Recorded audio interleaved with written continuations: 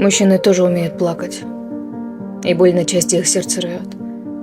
Им тоже приходится больно падать, прервав любви окрыленный полет.